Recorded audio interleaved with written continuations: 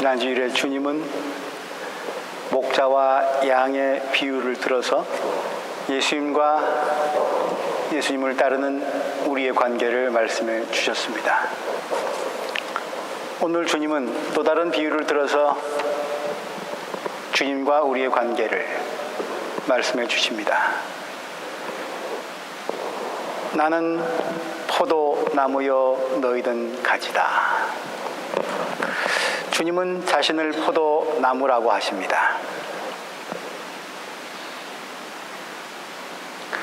이런 말씀을 하시는 주님의 마음 가운데는 이스라엘을 향한 안타까운 마음이 녹아 있습니다. 왜냐하면 구약시대 예언자들이 이스라엘을 비유하기를 하나님의 포도밭, 포도원이라 했기 때문입니다. 이사야 예언자가 이런 얘기를 해주고 있습니다. 내가 나의 포도원을 가꾸면서 빠뜨린 것이 무엇이냐? 내가 하지 않은 일이라도 있느냐? 나는 좋은 포도가 맺기를 기다렸는데 어찌하여 들포도가 열렸느냐?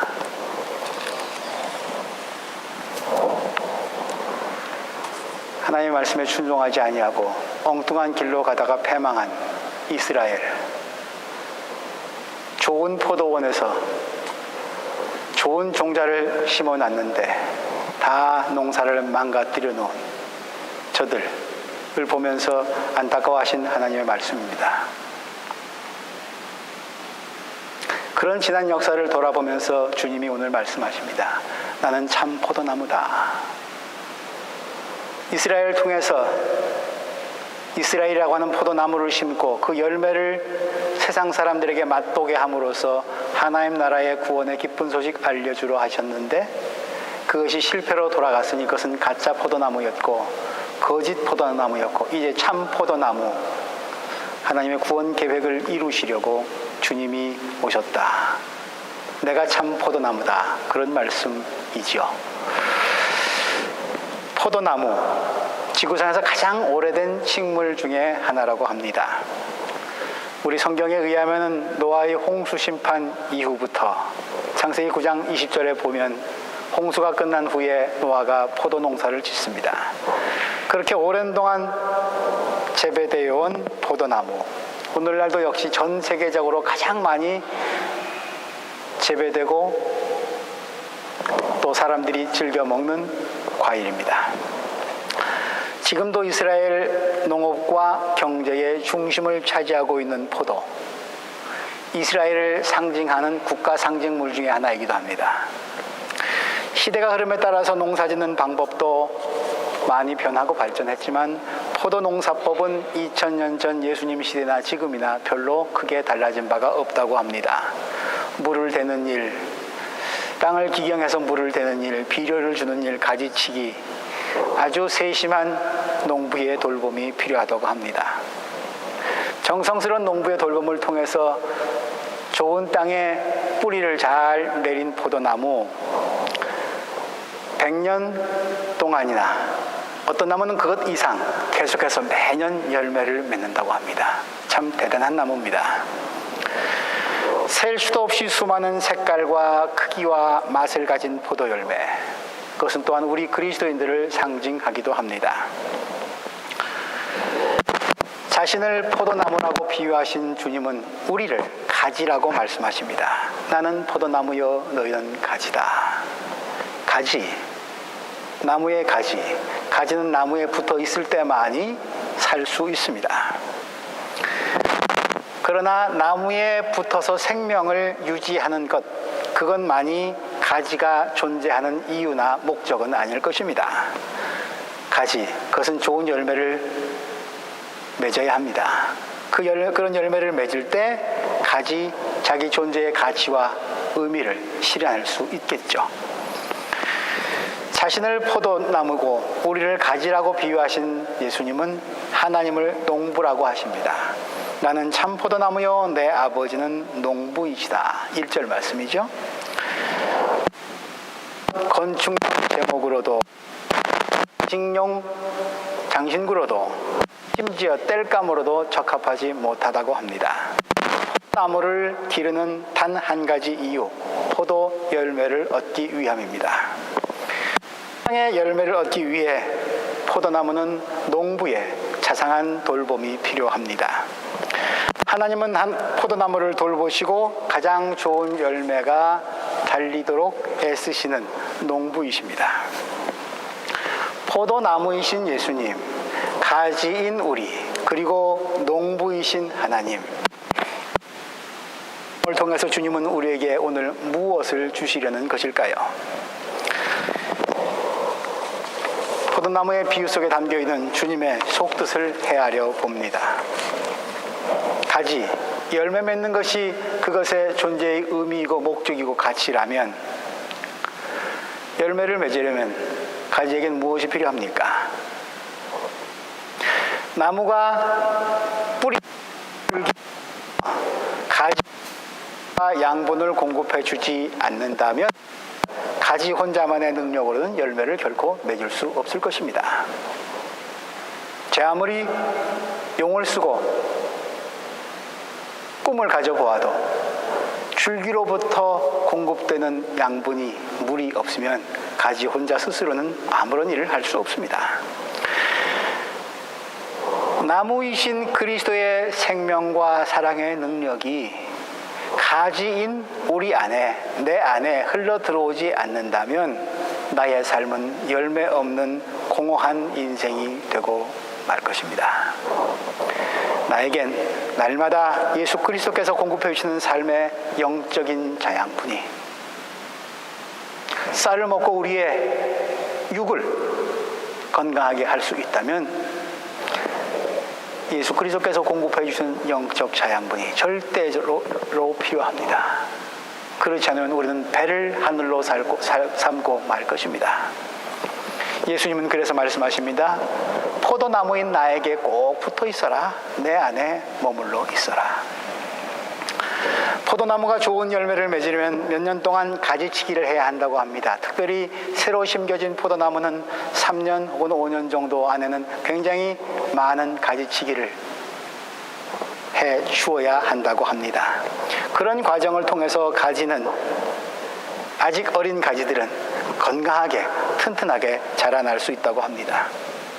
포도 가지와 덩굴, 포도 농사 져보신 분들은 아시겠습니다만 아주 빠르게 성장한다고 합니다. 그런데 그렇게 몸집만 불리는데 키만 크고 길이만 늘리는데 집중하다 보면 그것만 보고 좋아하다 보면 정작 열매를 맺는 데 필요한 자원을 꼭 필요한 능력을 다 뺏기고 만답니다. 몸집만 클 뿐 실속은 하나도 없는 포도나무가 되고 만다는 거죠. 열매 맺는 가지로 제대로 성장시키기 위해서 그래서 가지치기는 꼭 필요하다고 합니다. 지혜로운 농부는 그래서 알고 있습니다. 막 꽃을 피우려고 하는 가지, 무성하게 자라고 있는 가지를 짧게 쳐내고 있는 농부는 쳐내는 농부의 마음이 조금 아쉽긴 하고 아프긴 하지만 그에게는 또 다른 지혜가 있습니다. 어떤 지혜? 더 나은 것을 위해서 지금 당장 좋아 보이는 것 포기할 때도 있어야 되고 희생할 때도 있어야 한다는 것. 농부의 지혜입니다. 이 가지치기 또한 더 나은 미래를 위해서 그를 돌보아주는, 그를 성장시켜주는 가지치기 또한 가지 스스로 할 수 없습니다. 나무를 돌보는 농부가 해줘야 합니다. 우리 또한 인생의 가지치기를 하면서 성장해 가고 있지 않습니까? 가지를 칠 때 따르는 성장통이라고 하는 것도 있지 않습니까? 우리 삶에서 때로 하나님이 가지치기를 하실 때 우리는 고통스러울 수도 있습니다. 하나님이 내가 하고 싶은 것, 어떨 때는 제한하시고 막으실 수도 있습니다. 하나님의 가지치기입니다. 분명히 할 수 있고 이건 꼭 이루어져야만 되는데, 당연히 그렇게 돼야만 되는데 그렇게 안 될 때도 있습니다. 근데 능력을, 사기를 꺾으실 때도 있습니다. 하나님의 가지치기입니다. 그러나 지나고 나서 헤아려 보면 지금까지 지내온 것 주의 크신 은혜이듯이 하나님의 가지치기는 열매 없이 가지만 무성한 나무가 되지 않도록 하기 위한 나를 향한 하나님의 사랑의 배려였습니다. 때문에 우리는 늘 새로운 소망과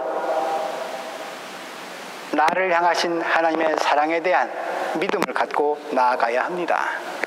예수님은 그래서 말씀하십니다. 나무에 붙어 있어라. 내 안에 머물러 있어라.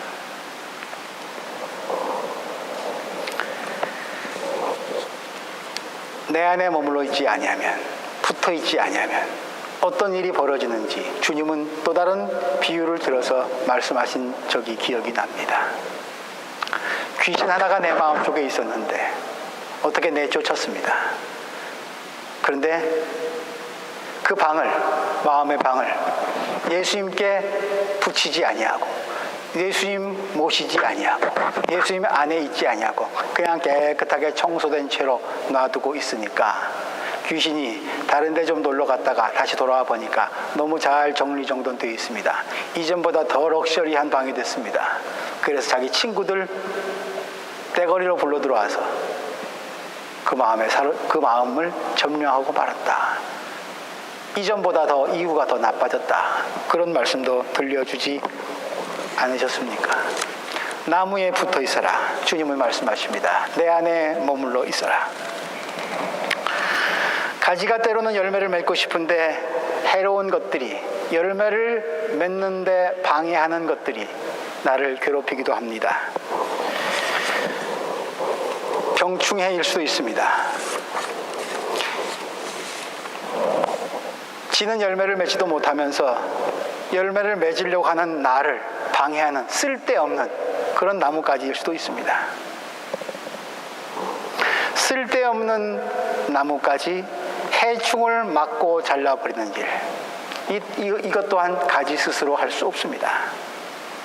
나의 욕망이 아니라 그리스도의 하나님의 말씀에 인도하심을 받는 일, 가지 나는 필요합니다. 그래서 예수님 말씀하십니다. 나무에 붙어 있어라. 내 안에 머물러 있어라. 그렇습니다. 가지가 좋은 열매를 맺으려면 나무에 꼭 붙어 있어야 합니다. 나무와 농부의 쉼 없는 돌봄이 꼭 필요합니다. 4절 5절 말씀이 그런 말씀이죠. 가지가 포도나무에 붙어 있지 아니하면 스스로 열매를 맺을 수 없는 것과 같이 너희도 내 안에 머물러 있지 아니하면 열매를 맺을 수 없다. 사람이 내 안에 머물러 있고 내가 그 안에 머물러 있으면 그는 많은 열매를 맺는다. 너희는 나를 떠나서는 아무것도 할 수 없다. 나를 떠나서는 아무것도 할 수 없다. 그러니 이 말씀을 우리가 믿는다면 예수님과 우리의 관계는 시간이 나거나 마음이 좀 내키면 만나고, 바쁘고 귀찮으면 나중에 만나거나 안 그런 선택 사항이거나 어정쩡한 관계가 아니라는 말씀입니다. 그분에게 붙어 있어서 많은 열매를 맺든지 아니면 떨어져 나가서 있다가 말라버려 불 속에 던져지든지 둘 중에 하나라는 말씀입니다. 그분 안에 있든지 아니면 밖에 있든지 둘 중에 하나입니다. 머물러 있든지 떠나 있든지 둘 중에 하나입니다. 어중간한 중간은 없습니다. 신앙에 그리스도를 따르는 길에 흰색과 검은색은 있을지 몰라도 회색지대는 없습니다. 포도나무이신 예수님은, 농부이신 하나님은 우리가 남는 시간 한가한 시간을 채워주고 즐기기 위해 사용되어지는 액세서리, 장신구가 결코 아니십니다. 우리가 생명을 유지할 수 있는 유일한 근원이시고 중심이시고 생명 자체이십니다. 우리의 신앙 고백은 그것입니다. 그렇다면 그분을 떠난다는 것은 무엇을 할 수 있고 없고의 차원이 아니라 생명의 근거를 상실하는 것, 뭘 더 하고 안 하고가 아니라 생명의 근거를 상실하는 것, 즉 죽음을 의미합니다. 오늘 이 짧은 8절밖에 되지 않은 본문에서 내 안에 머물러 있어라, 머물러 있지 아니하면 머무르기를 주님은 수도 없이 반복하십니다. 적어도 8회 이상 반복하십니다. 그리스도 안에 거한다는 것, 어떤 것을 의미할까요? 간략하게 정리해 봅니다.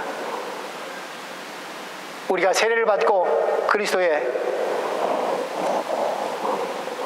하나님의 제자로 백성으로 거듭났듯이 그분을 하나님의 아들로 믿는 것입니다. 주는 그리스도시요 살아계신 하나님의 아들이십니다. 그게 우리의 원초적인 예수님을 향한 우리의 믿음의 근거이고 그분과 우리의 관계 설정의 기초 1항입니다.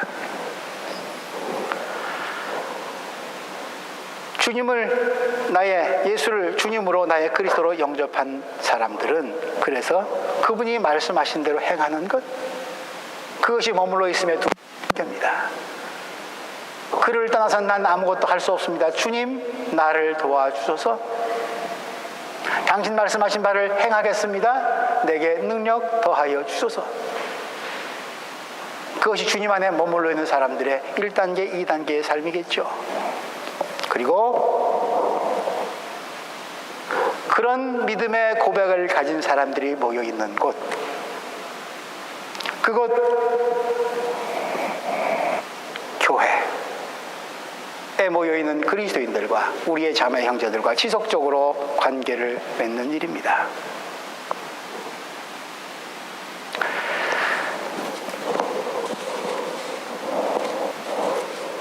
어떤 여론 기관에서 이런 조사를 했습니다. 교회에 나가지 않아도 훌륭한 그리스도인이 될 수 있는가? 여러분들 어떻게 생각하십니까? 그런 질문이 설문지가 나왔다면 교회에 나가지 않아도 훌륭한 크리스찬이 될 수 있다? 없다? 오늘의 세태는 교회에 나가지 않아도 훌륭한 크리스찬이 될 수 있다라고 하는 될 수 있다라고 하는 것에 동그라미를 친 사람이 70%에 육박합니다. 10사람 중에 7사람은 예수를 압니다.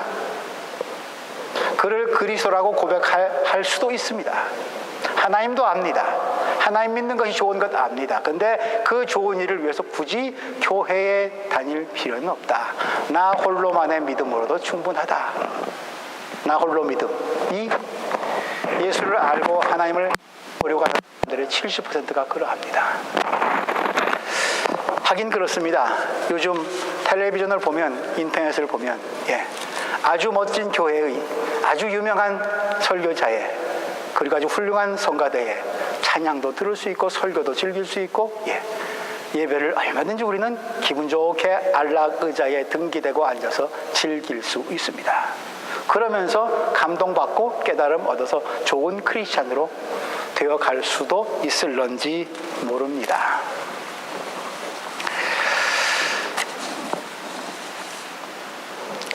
어떤 자매가 있었습니다. 엄마가 교회 가자고 그렇게 얘기를 해도 이 자매는 교회 다니는 사람들이 하는 꼬라지가 보기 싫습니다. 그래서 한사코 교회 안 나가다가 마지못해 어느 날 엄마의 성화에 못 이겨서 교회 한번 나가봤습니다. 그런데 그날따라서 이 청년부가 가는 날이 장날이라고 서로 끼리끼리 모여 앉아가지고 남 헐뜯는 소리를 합니다. 너 잘나니 나 잘나니 싸움합니다.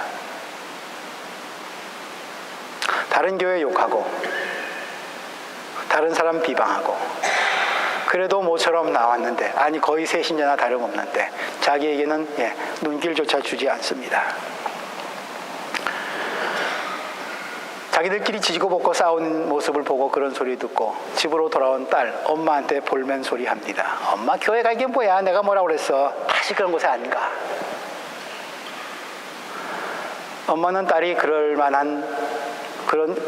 말을 할 만한 이유가 있다고 생각을 합니다. 그러나 엄마는 다시 마음을 다잡아먹고 딸에게 얘기합니다. 엄마는 지금까지 수십 년 동안 교회 다니면서 난 예수님만 봤는데 너는 수십 년 만에 딱 하루 나가면서 엄마가 못 본 별별 것을 다 교회 안에 이런저런 문제가 있는 것 알면 엄마가 더 많이 알겠죠. 지지고 볶고 서로 싸우는 것 엄마가 더 많이 알겠죠. 그럼에도 불구하고 엄마는 예수님만 보려고 했습니다. 그 와중에도 예수님은 계신 것이죠. 교회는 죄인들의 공동체니까 말입니다. 우리 모두가 의인이어서 뽑혀서 이 자리에 상 받고 나온 것 아니지 않습니까? 그런데 교회를 멀리 하다 보니까 예수님에게서 멀어지다 보니까 우리의 눈과 마음이 나쁜 것, 못된 것, 내가 비판하고 싶은 것만 눈에 들어옵니다. 끌어안고 사랑하고 함께 나아가야 할 동료 인간들은 보이지 않습니다. 우리 시대의 신학자 스스로 최고의 지성이었음에도 불구하고 장애인 공동체와 함께하면서 그의 삶을 마무리했던 헨리 나우엔이라고 하는 신학자가 이런 말을 합니다. 우리 시대의 가장 커다란 위험은 예수님과 교회를 분리시키면서 공동체 없이 홀로 주님과 결합하려는 경향이다. 교회 없이 나 홀로 믿음. 헨리 나우엔은 가장 큰 위험이라고 지적합니다. 나는 예수는 받아들이지만 교회는 싫어. 내 주변에 저놈 같은 그리스도인들만 없다면 그래도 내가 예수 믿었을 거야. 거룩한 척은 혼자 다 하면서 속으로는 지 꿍꿍이 속만 차리는 저런 목사들, 저런 뻔질거리는 목사들, 저들만 아니라면 내가 하나님 믿을지도 몰라. 그런 욕 많이 듣고 먹습니다. 교회 다니는 우리들의 잘못된 행태 때문이겠죠. 그러나 그런 교회일지라도 주님은 그 몸을 당신의 피를 주고 사셨습니다. 그리고 교회를 통해서 세상을 새롭게 해 나가시려 합니다. 그러므로 그리스도 안에 머물러 있는 가지가 되기 위해서 우리가 꼭 해야 할 일, 교회 안에 그리스도인 공동체 안에 머물러 있는 일입니다. 그 안에 있을 때야만이 열매 맺지 못하는 옆에 가지도 보이고 그 가지를 위해서 내 것 좀 나눠줄 수도 있고 떨어져 나가는 가지도 보이고 어떤 길을 걸어가면 생명에서 떨어져 나가는지 죽음의 길을 걷는지 또 보이게 됩니다. 그러면서 한편으로 날마다 갱신해야 하는 새로워져야 하는 교회의 일꾼이 될 수도 있겠죠. 비판을 하고 새로 세우려거든 내 안에서 문제가 있고 복잡한 그 안에서 풀어나가야 하지 않겠습니까? 다 끊어버리고 나가고 싶지만 그러면 아무것도 이루어지는 것은 없겠죠.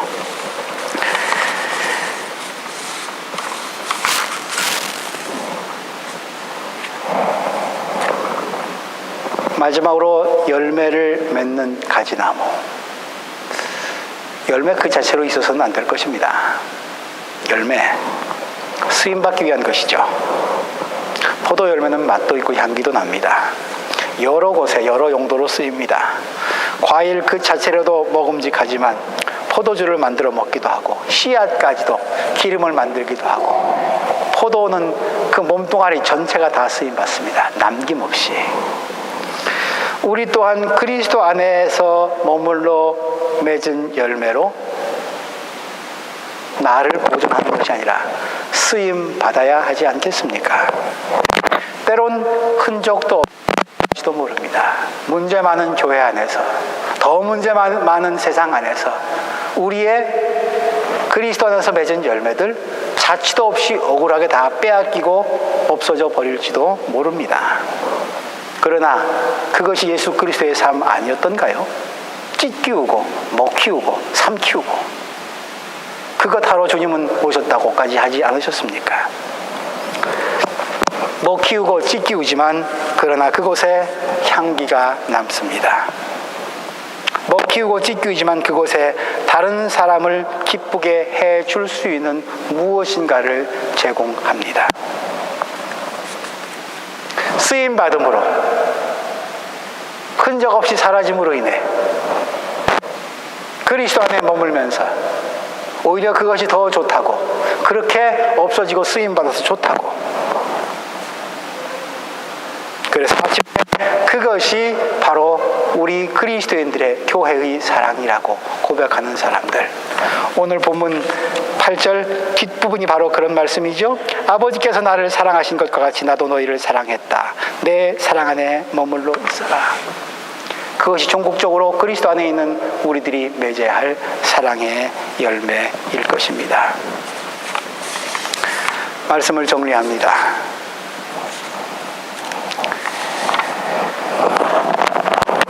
세상에 많은 사람들이 정의를 외칩니다. 옳은 일을 하려고 합니다. 선한 일을 하려고 합니다. 정직한 사람이 되고자 합니다. 다 맞는 말씀이죠. 그리해야죠. 그런데 그 노력만으로 무엇이 변화하던 것이 있었던가요? 정의를 외치던 사람들, 자기의 정의가 이루어지는 순간에 타인을 향한 불의의 칼날을 들이대지는 않던가요? 나의 착함을 늘 인정받고 싶어하는 그런 우리의 숨겨진 또 다른 욕망은 없던가요?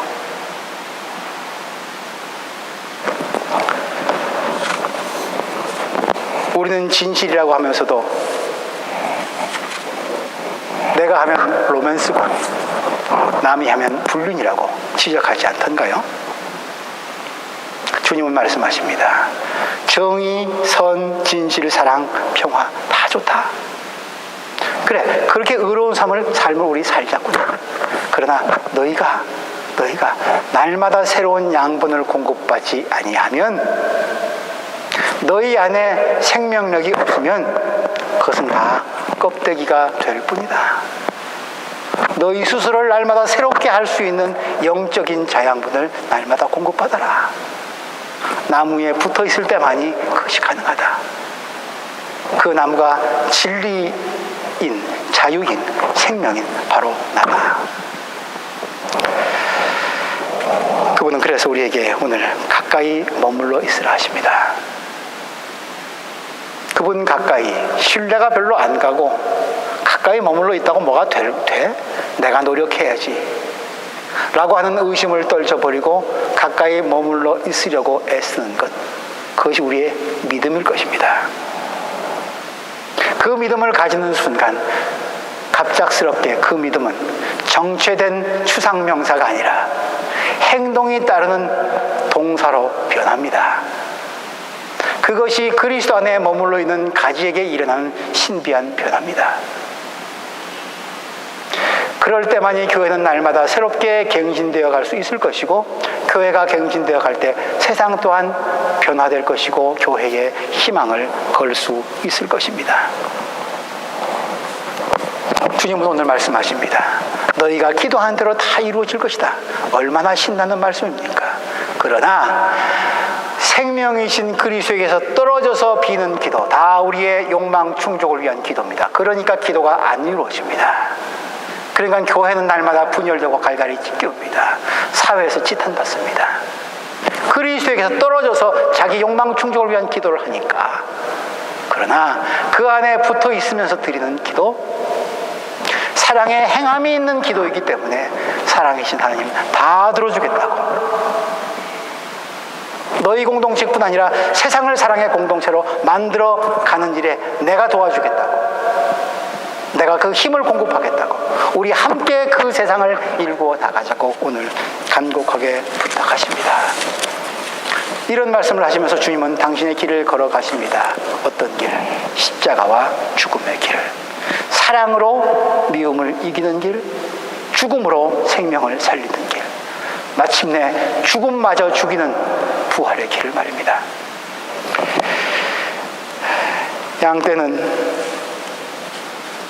양들은 자기의 털도 주고 몸도 주고 목 키우면서 목자이신 주님을 따라갑니다. 양들의 운명입니다. 목자이신 주님을 따르는 양들의 운명입니다. 십자가입니다. 포도도 또한 그렇습니다. 가지에서 맺힌 열매 먹히우고 삼키웁니다. 목자와 양의 관계처럼 포도나무와 가지인 예수님과 우리의 관계도 사랑의 십자가로 이렇게 얽혀져 있습니다. 사랑하는 교우 여러분들, 여러분들은 생명의 포도나무이신 그리스도에게서 영양분을 공급받고 있습니까? 기도합니다. 하나님,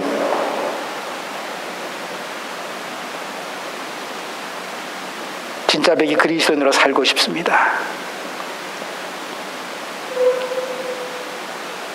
아무 맛도 나지 않는 세상에서 무능력한 그런 무기력한 그리스도인으로 교회로 전락해버리고 싶지 않습니다. 나무이신 예수님에게 붙어 있을 수 있도록 도와주옵소서.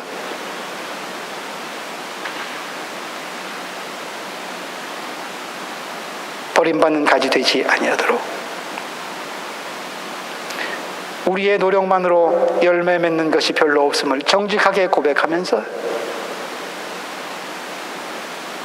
우리의 선함을 위한, 평화를 위한, 사랑을 위한, 정의를 위한 모든 노력의 근원이 어디에 뿌리 박아야 하는지 주로부터 다시 배우면서 나무이신 주님께 꼭 달라붙을 수 있도록, 그래서 주님 나라의 포도 농사가 번창해 갈 수 있도록 인도하여 주옵소서.